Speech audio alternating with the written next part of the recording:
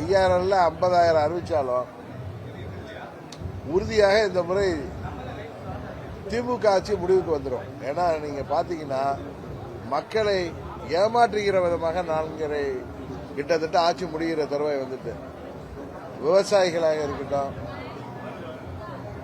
அரசு ஊழியர்கள், ஆசிரியர்கள், மருத்துவர்கள், செவிலியர்கள், அனைத்து தரப்பு அரசு தொழிலாளர்கள், இன்னும் சொல்ல போனா இளைஞர்களுக்கு வேலை வாய்ப்பை தருகிறோம் சொல்லிட்டு இன்னைக்கு நிறைய கூலிப்படைகள் தான் தமிழ்நாட்டில் உருவாகின்ற அளவிற்கு போதை மருந்து கலாச்சாரம், கஞ்சா போன்ற போதைப் பொருட்கள்லாம் பள்ளிக்கூடங்களிலேயே கிடைக்கின்ற அளவுக்கு இந்த ஆட்சி சட்டம் ஒழுங்கு கெட்டுப்போய் இருக்கிறது. இன்னும் சொல்ல போனா இந்த ஆட்சியில யாருக்கும் பாதுகாப்பு இல்லை.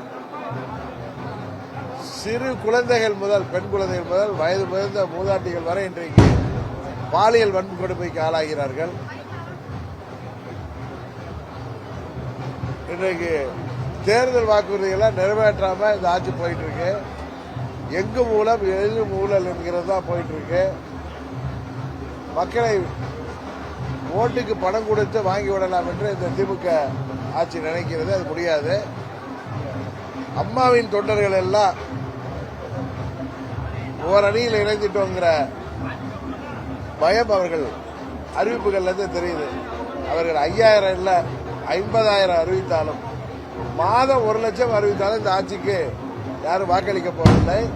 இன்னும் சொல்ல போனா நான் வருகிற போது கேள்விப்பட்ட ஆதி திராவிடர் மற்றும் பழங்குடி மக்களுக்கு நலத்திட்டங்களுக்காக ஒதுக்கப்பட்ட நிதி கூட 11,000 கோடிக்கு மேல இந்த மகளிருக்கு கொடுக்கணும், குடும்ப தலைவர்களுக்கு கொடுக்கணும், அவசர கதியில இந்த அறிவிப்புகள் நடந்திருக்கு.